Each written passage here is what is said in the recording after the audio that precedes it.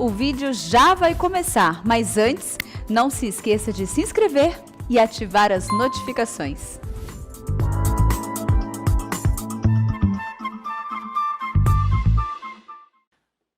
Então nós vamos abrir a palavra de Deus e nós vamos ler o mesmo texto que já foi lido hoje, que é Filipenses capítulo 2, versos 5 a 11. Vamos reler, portanto, esse texto. Filipenses 2, versos 5 a 11.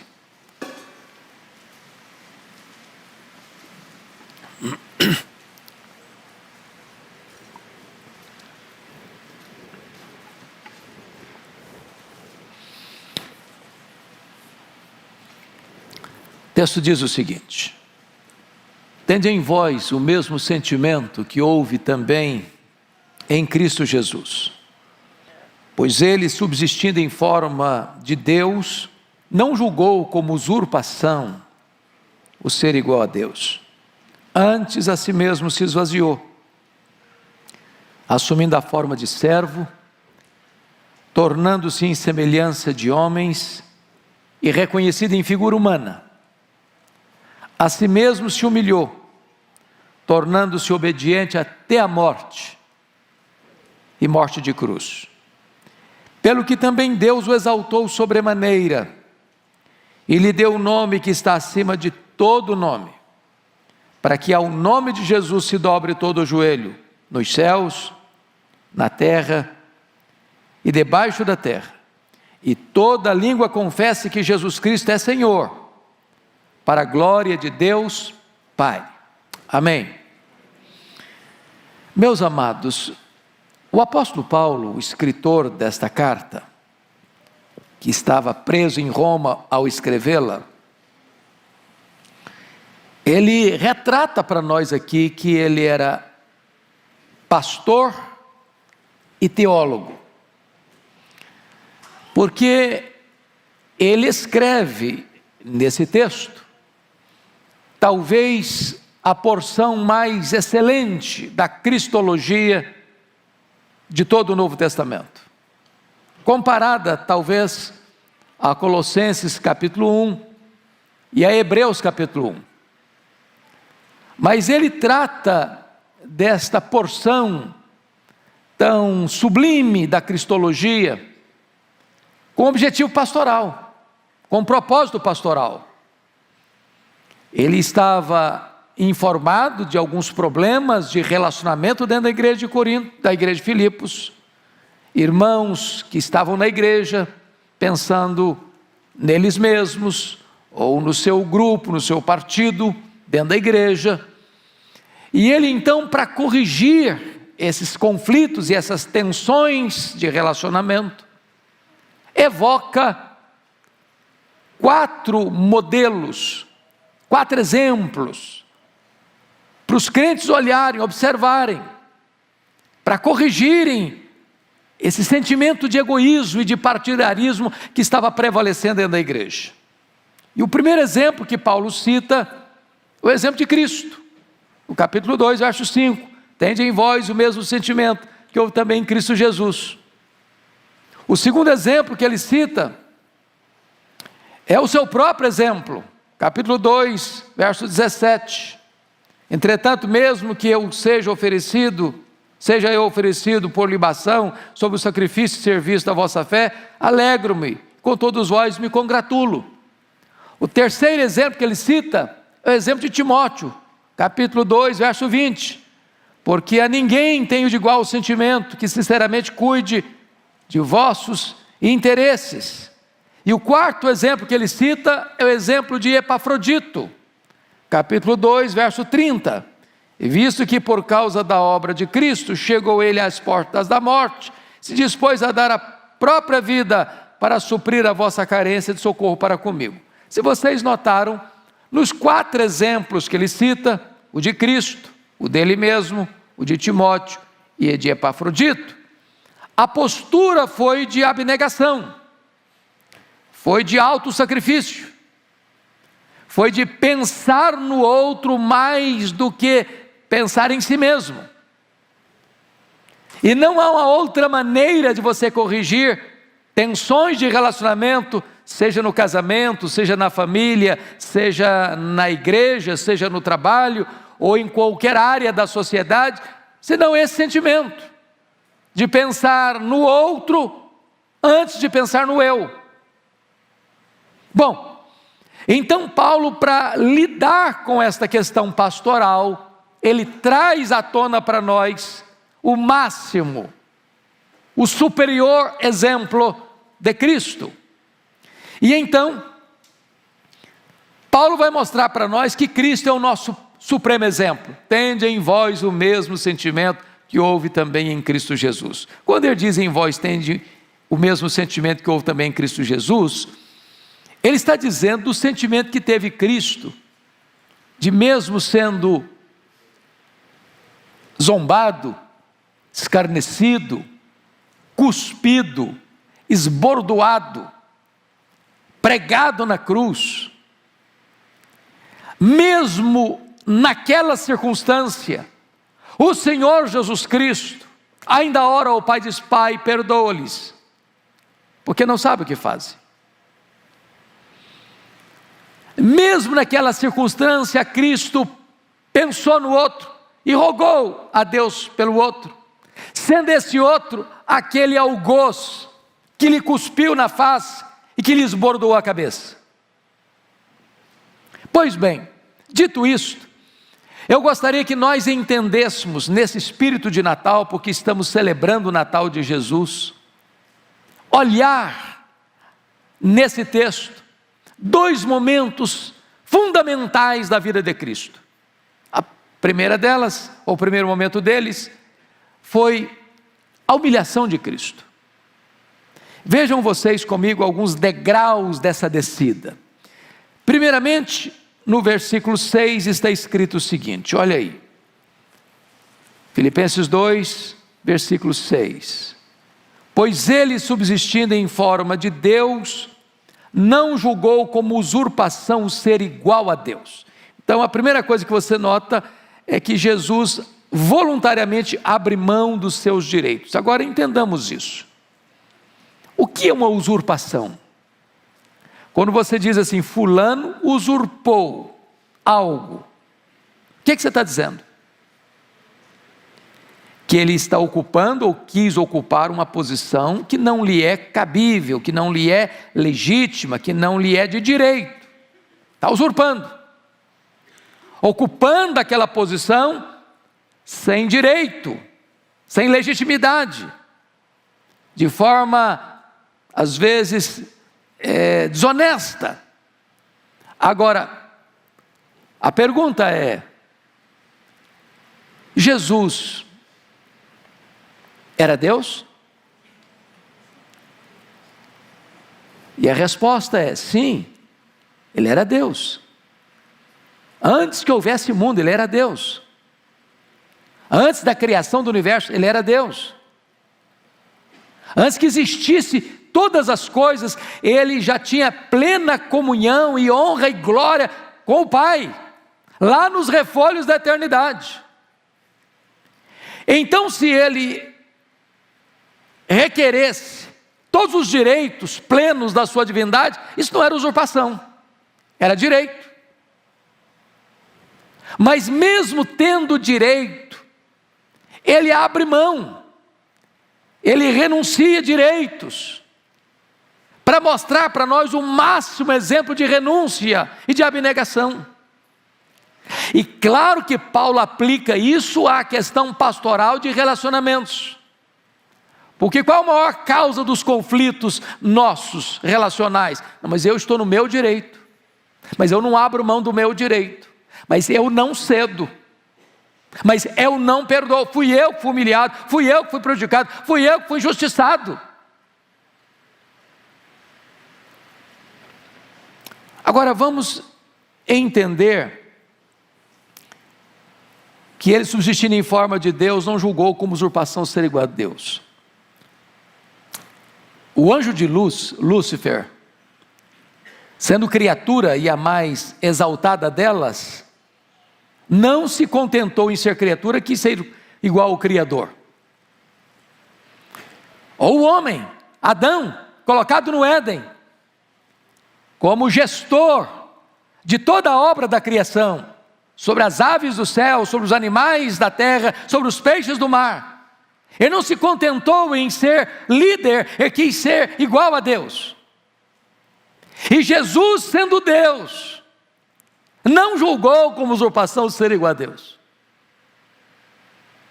Então a primeira coisa que Paulo trata para nós acerca de Cristo é que ele é o máximo exemplo para nós de renúncia, de abrir mão de direitos. Agora vamos ao segundo degrau desta descida, desta humilhação. Veja você comigo, no versículo 7. Antes a si mesmo se esvaziou. Agora preste bem atenção no termo. Ele não foi esvaziado, ele se esvaziou. Ninguém tinha poder de esvaziá-lo, ele se esvaziou. Mesmo quando os homens o chamaram de endemoniado, de beberrão, isso não o atingiu, isso não o afetou, isso não mudou a natureza dele. Se as pessoas falarem mal de você, ou acusarem você, tem duas opções: ou isso é verdade ou isso é mentira. Se falarem mal de você, se for mentira, isso não atinge você, é mentira. Se as pessoas falarem mal de você e elas tiverem razão, você não tem que ficar irritado, porque elas têm razão, é verdade. Não era o caso de Cristo. Os homens chamaram a Jesus de endemoniado, de beberrão. Isso não afetou porque ele não era isso. Ninguém pode esvaziá-lo, mas ele a si mesmo se esvaziou. Agora, o que significa isso? Que ele abriu mão da divindade dele? Não. Ele nunca deixou de ser Deus. Porém, ele abre mão de privilégios. Daquela honra e glória que ele tinha com o Pai antes da fundação do mundo, de estar lá na glória, cercado de anjos, querubins e serafins, que o adoravam e o serviam. E ele se esvazia, sendo ele transcendente, nem os céus dos céus podendo contê-lo, e ele se esvazia a ponto de se transformar num zigoto, num embrião, num feto, num bebê que nasce de uma virgem, enfaixado em panos, deitado numa manjedoura. Ele se esvazia a ponto de, sendo santo, se fazer pecado, sendo bendito eternamente, se fazer maldição, de não tendo nenhum ponto de culpa em relação à lei, assumindo o nosso lugar, carregando sobre o seu corpo no madeiro os nossos pecados, ter que sofrer a sanção da lei, porque o salário do pecado é a morte, e ao se fazer pecado por nós, a morte, a lei exigiu a morte dele. Tudo isso está embutido nessa palavra, a si mesmo se esvaziou. Renunciou suas riquezas, sendo rico, diz 2 Coríntios 8:9, ele se fez pobre, criador e dono de todas as coisas, nasceu num berço pobre, foi deitado numa estrebaria, cresceu numa carpintaria, não tinha onde reclinar a cabeça e morreu numa cruz. Precisou de um túmulo emprestado para ser sepultado. Ele se submete plenamente ao Pai, para cumprir a vontade do Pai. Ele se esvaziou. E a pergunta eu lhe faço agora, aplicando pastoralmente, porque era essa a intenção do apóstolo Paulo, nas lidas, nas tensões e conflitos interrelacionais com as pessoas, eu pergunto a você, Quando foi que você renunciou? Quando foi que você abriu mão de alguma coisa? Quando foi que você não reivindicou os seus direitos e abriu mão? Cristo é o nosso exemplo.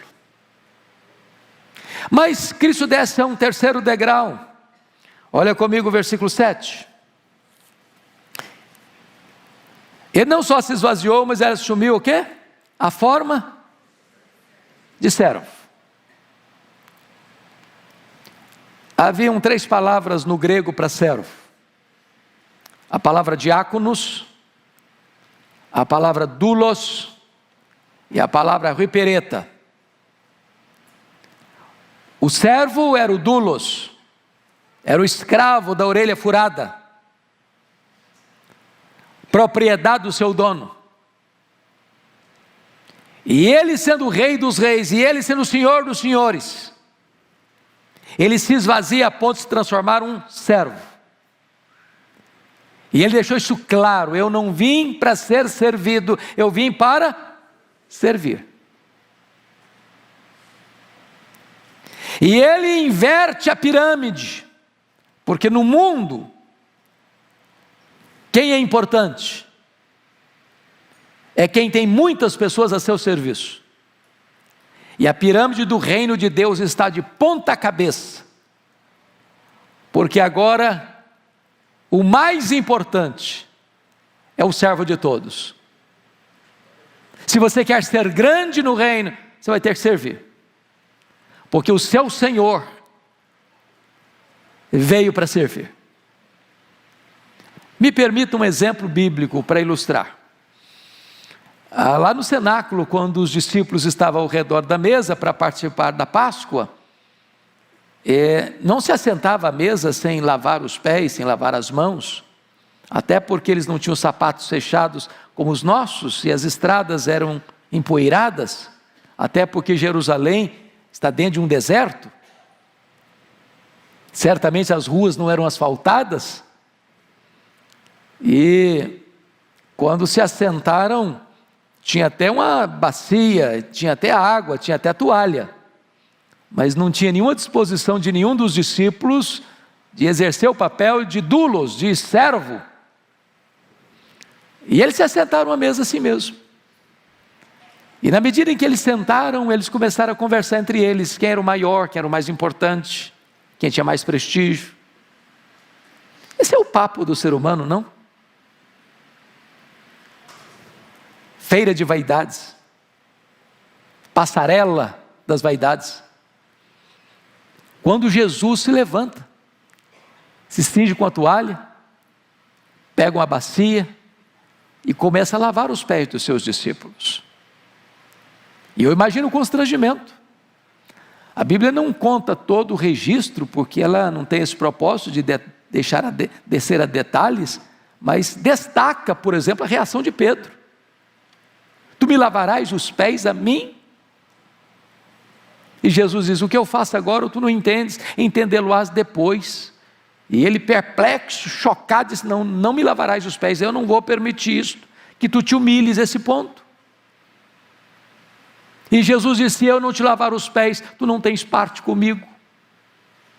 E ele responde: então o senhor lava os pés, o senhor lava as mãos, o senhor lava a cabeça. Aí Jesus: você não está entendendo nada, todos vocês estão limpos, exceto um que era Judas Iscariotes, só basta lavar os pés. Mas terminada essa cerimônia, Jesus retorna à mesa e diz assim: vós me chamais o Mestre e o Senhor, e fazeis bem, porque eu sou. Mas eu vos dei o exemplo. Em outras palavras, você que é mestre, você que é Senhor, sirva, se você quer imitar a Cristo. Se você quer ser um cristão, quanto mais alto for sua posição, mais humilde deve ser a sua posição de serviço. Se nós adotássemos esse exemplo de Cristo, os nossos problemas pessoais e interpessoais seriam resolvidos. A vaidade estaria fora de cena e a humildade assentada no trono. Mas Jesus vai além. e desce ao último degrau da humilhação. Confira comigo, versículo de número 8. A si mesmo se humilhou, tornando-se obediente até a morte, e morte de cruz. Meus irmãos, aqui é o último degrau da humilhação, porque a Bíblia diz que a morte de cruz era uma morte o quê? Maldita. Só os malditos, a pior classe de gente, recebia esse tipo de morte, de penalidade. E Jesus Cristo entra no mundo com essa consciência, com esse entendimento, de que Ele veio para morrer. Ele não foi pego de surpresa, Ele não foi surpreendido, a morte dele não foi um acidente. Ele profetizou não só que Ele ia morrer, mas como Ele ia morrer. Ele caminhou para a cruz conscientemente, deliberadamente, entendendo que ninguém tinha poder de tirar a sua vida. Ele voluntariamente a deu, e Ele sabia por que Ele estava dando a sua vida. Ele estava dando a sua vida para resgate do seu povo. Ele entendia que a cruz não seria um fracasso, uma derrota, mas seria a partida, o êxodo, a libertação do seu povo, onde as algemas seriam quebradas, onde as grades de ferro seriam rompidas e onde o seu povo seria liberto. Portanto, Ele caminha para a cruz como um rei caminha para a sua coroação. Bendito seja Deus por essa postura de sacrifício do Senhor Jesus Cristo. Ele sofreu uma morte dolorosíssima, Ele sofreu uma morte ultrajante e Ele sofreu uma morte maldita. Sabe por quê? Porque nesse momento Ele se colocou exatamente no seu e no meu lugar, para cumprir a lei e para satisfazer a justiça divina, para nos libertar, nos remir, nos salvar, nos perdoar e nos fazer novas criaturas. Pois bem, queridos, notem vocês que Paulo trabalha isso de uma maneira tão linda, porque é o texto em que Paulo lida com as duas vertentes, com a humilhação, os degraus da humilhação e agora os degraus de subida, da exaltação dele. Então preste atenção como é que Paulo lida com isso. Versículo 9. Pelo que também Deus o exaltou sobremaneira. Exaltou sobremaneira na língua grega é uma única palavra. A ideia aqui é que ele foi exaltado a uma posição onde não tem como exaltar mais. Quando você exalta um homem, é possível ainda exaltá-lo mais. Por mais exaltado que ele seja, é possível subir um pouco mais essa escalada. Pois Jesus foi exaltado a uma posição que não tem como exaltá-lo mais. Já está em grau superlativo. Já foi exaltado ao máximo. Agora, notem, quando se tratou de esvaziamento, foi Ele quem se esvaziou. Ele não foi esvaziado. Mas quando se trata de exaltação, não foi Ele quem se exaltou, foi o Pai quem o exaltou. Isso é um princípio maravilhoso. Porque, via de regra, o ser humano gosta de humilhar o outro e de exaltar a si mesmo. Jesus pega o caminho contrário. Ele se humilhou, mas ele não se exaltou. Quem o exaltou foi o Pai. Isso é uma lição para você e para mim. Se você se humilhar debaixo da poderosa mão de Deus, o próprio Deus exaltará você. Quem se exalta, diz a Bíblia, será o quê? Humilhado. Mas quem se humilha, diz a Bíblia, será o quê? Exaltado.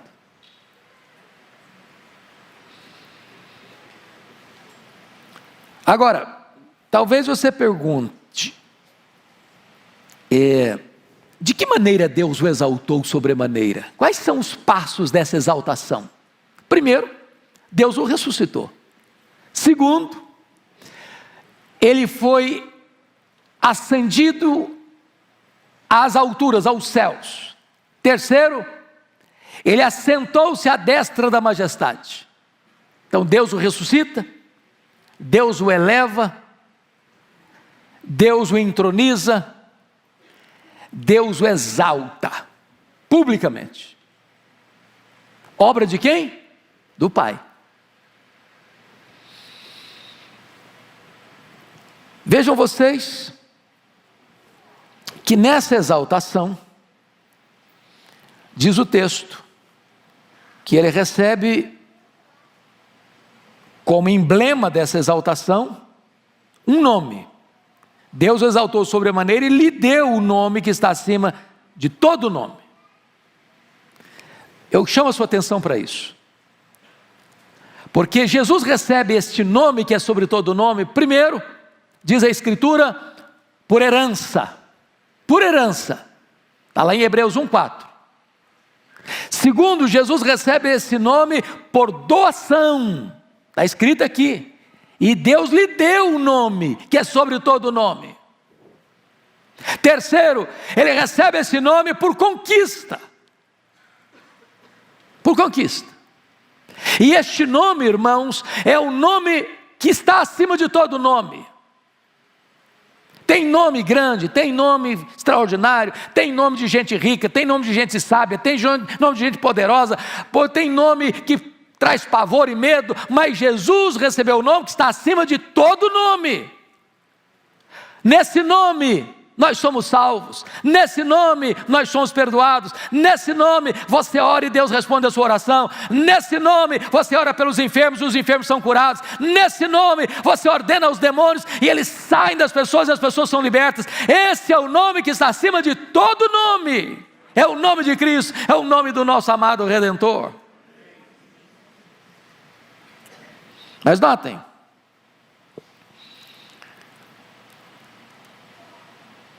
no versículo 10, Paulo diz, para que ao nome de Jesus se dobre todo o joelho nos céus, na terra e debaixo da terra.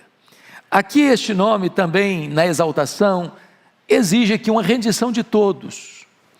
E quando ele diz, se dobre todo o joelho nos céus, a quem está se referindo? Aos seres angelicais. Na terra, quem está se referindo? Aos seres humanos. Debaixo da terra, quem está se referindo? Aos demônios.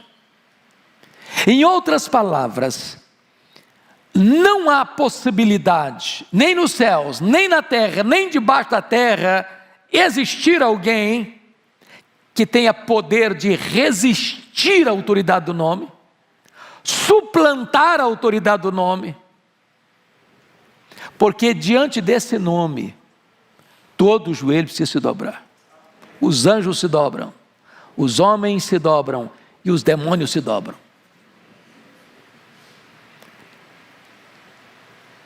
É claro que talvez você argumente, bom, mas ainda há pessoas hoje que zombam do nome de Jesus, que escarnecem no nome de Jesus, e está acontecendo todo dia, toda hora. Na mídia, na imprensa, na literatura, no teatro, nas passarelas de carnaval, nos parlamentos, nas cortes, entre as nações. Talvez hoje você diz, mas parece que isso aqui não está acontecendo, porque o nome de Cristo é escarnecido todo dia, é zombado todo dia.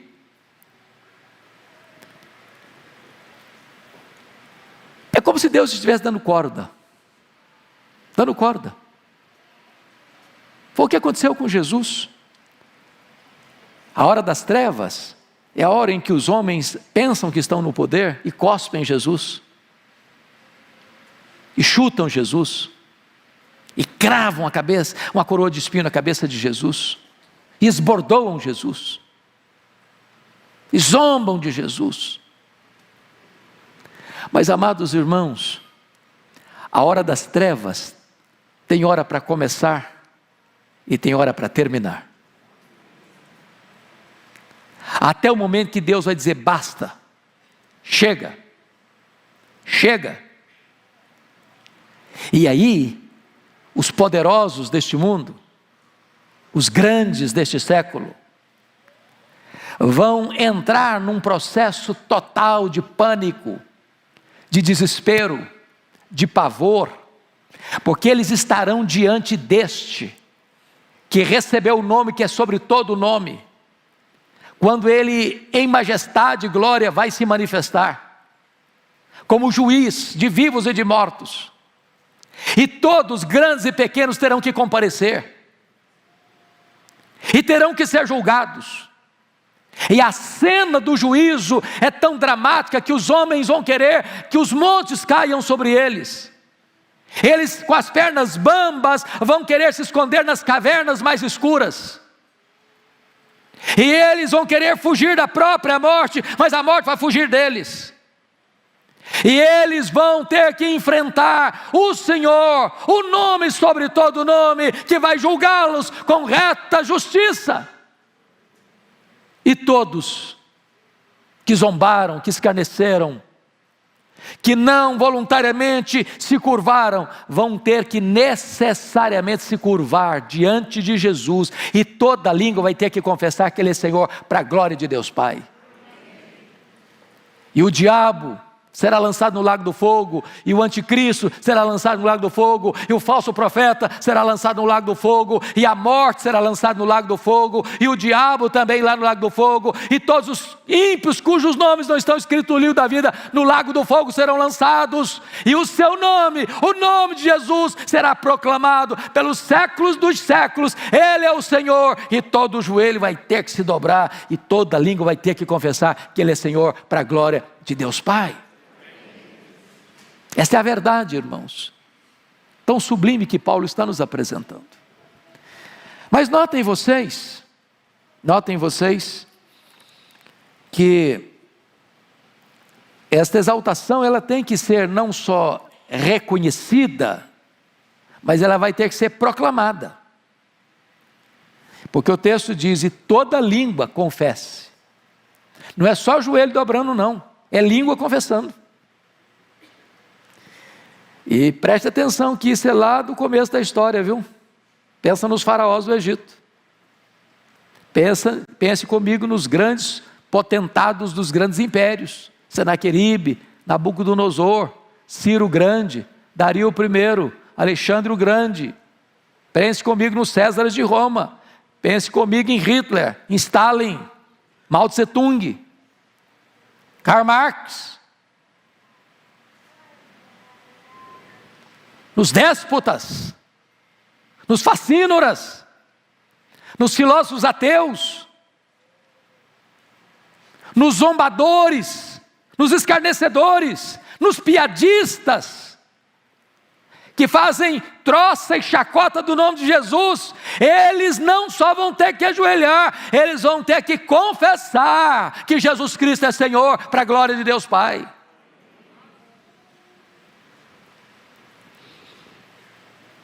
Agora, o que eu acho, e eu termino aqui, que me impressiona no texto, é que a exaltação de Jesus é concluída no momento em que Ele, ao receber toda a glória, devolve a glória para o Pai. Esse é outro princípio.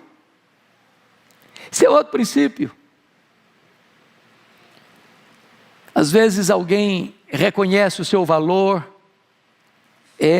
proclama seus feitos, e ao receber isso, não fique com isso para você, devolva para Deus, porque dele, e por meio dele, e para ele, são todas as coisas. A Ele, pois, glória pelos séculos dos séculos. Amém. Que Deus nos ajude neste tempo de Natal, de celebração,